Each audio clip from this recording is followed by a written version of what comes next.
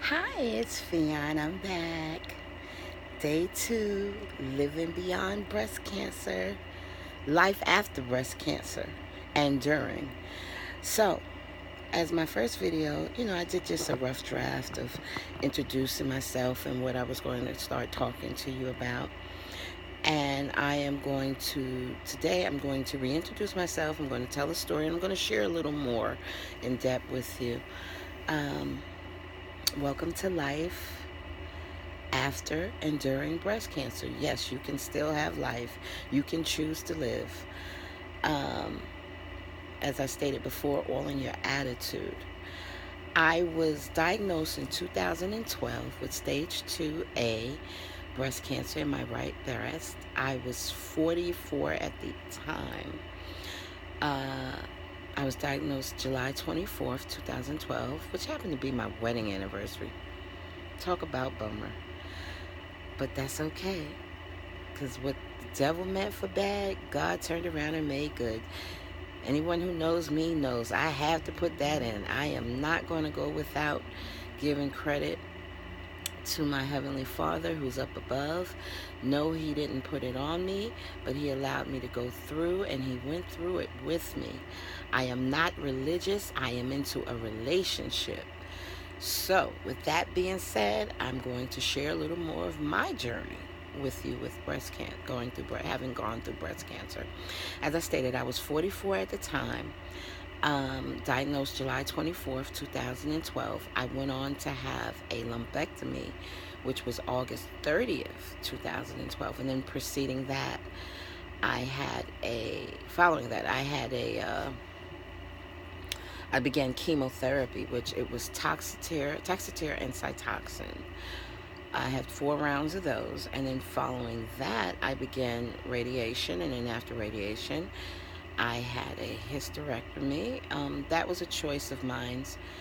I was postmenopausal, premenopausal before cancer, and during treatment, around October 12th, I believe, 2012, chemo just kicked me straight on into menopause, hot flashes, yeah, and other things that went on. So, moving forward, I had the hysterectomy. I didn't want to take tamoxifen. I had done my research, and I encourage you to do your research. Don't take my or anyone's word for things. Research. Don't overwhelm yourself, because it can be overwhelming. That's why earlier I stated in the other video, journaling everything, questions you may have for the doctors, because you're going to forget things. You're going to forget. If you can have a buddy to go with you, that way an extra set of ears and eyes to hear, because you kind of in a fog in the beginning. I don't care who you are. Getting that diagnosis, it throws you for a loop. Um, and you're going to be having so many different things and people coming at you.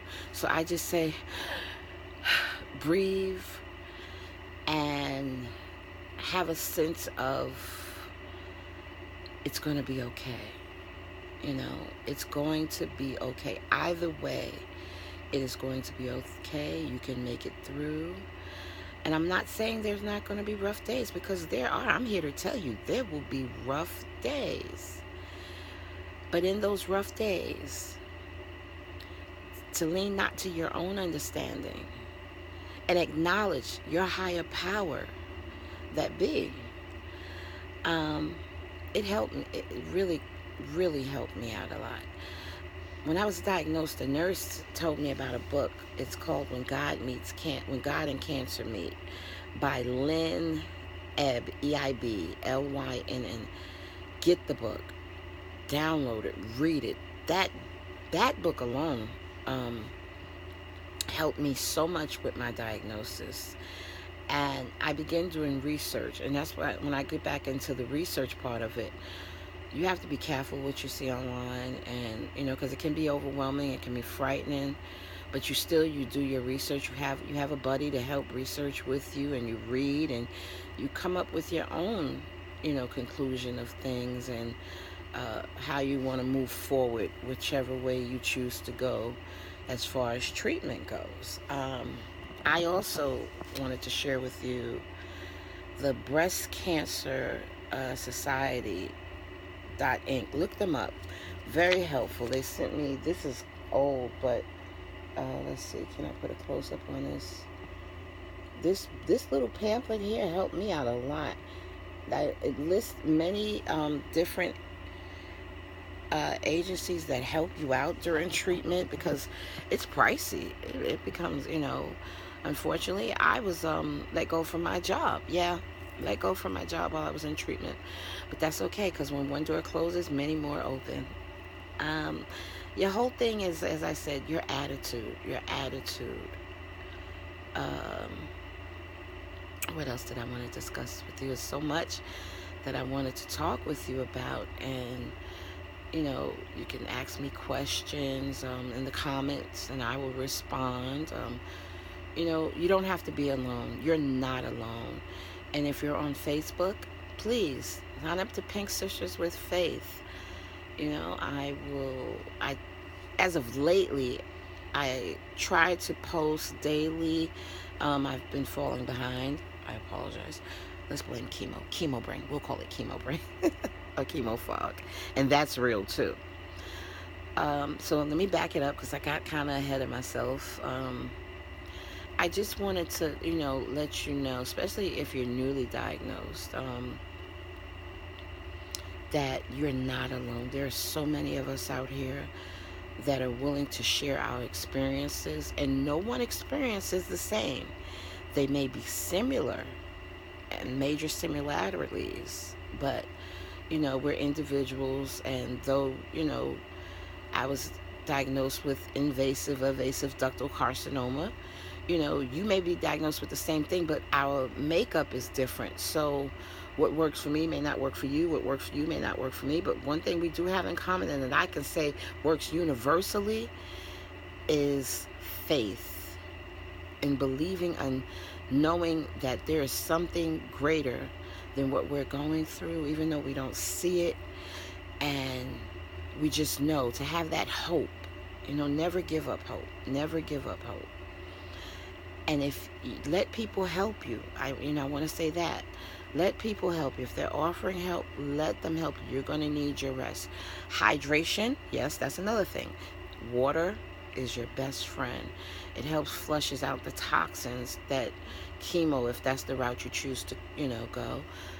It just helps you over and all, and getting rest and things of that nature. But we'll go deeper into that down the line. I just basically wanted to do another introduction video and getting a little more in depth about who I am and what happened during my journey with breast cancer. As I stated, I had a lumpectomy. There was no lymph node involvement. I found the lump. Self-examination. I tell all women and girls, examine your breasts, touch your body. Even if you have an idea that something's not right, question it. And don't always take one. I had doctors tell me, oh, it's nothing. No, I didn't settle at that, because I knew something wasn't right. I couldn't put my finger on it. So you have to be your own advocate at times, and you're your best advocate for yourself. It's your life. So let's make up our minds today. We choose to live in spite of, and during, and after. You have a lot of people that rally around you during treatment, and then it's after, it's kind of like cricket. No one's rallying around you. And then there's that whole other set of, oh God, fear comes in. And fear is nothing but false evidence appearing real. Is there going to be a reoccurrence? I can't do things that I used to do. Well, you do what you can today. And let's not worry about tomorrow. Tomorrow's not here. Let's live in the now, in the moment. I can't change what happened yesterday. That's done and over with. I apologize if I did anything wrong, if I hurt anyone. I don't know what tomorrow's going to bring, but I'm in the now. And now I choose to be happy in spite of whatever news I get. I know that I'm going to get through this. Your attitude, your mindset, I can't say this enough. It plays a big part in how you do during and after treatment. I am going to let you know that I am putting my email out there. You can email me, we'll chat. You know, I will be your sister, your pink sister with faith. You know, I keep plugging Pink Sisters with Faith, right? That, let me tell you, reading that book, When God and Cancer Meets, also is how I came about with Pink Sisters with Faith. Because I wanted to say, like, you know I'm not the only one who has these fears, has these questions, and it does help to talk to other people who are going through or have gone through, you know, so you can see. Now it also can become, a bit overwhelming at times, because too much information, you go into overdrive, you know, it's like overload. So, well, and your diet. I'm going to discuss your diet. You know, I have no dialogue with this. It's pretty much, it's off my head right now. But as we go on and as I progress with these videos, it'll be a little more structured because we know order. Everything is done in decency and order. So, I love you. I look forward to hearing. Please comment, you know, and if you have questions, I want to know your questions. Just wanting you to know that you're not alone, and there is life during and after breast cancer, or cancer for all that, you know. I love y'all. And if you're on Facebook, look me up. That's Fionn Tyson. Join Pink Sisters with Faith. And my email is newyorktyson@yahoo.com. So feel free to email me. I will be looking forward to hearing from you. I love you. And until the next video, there is life during and after cancer.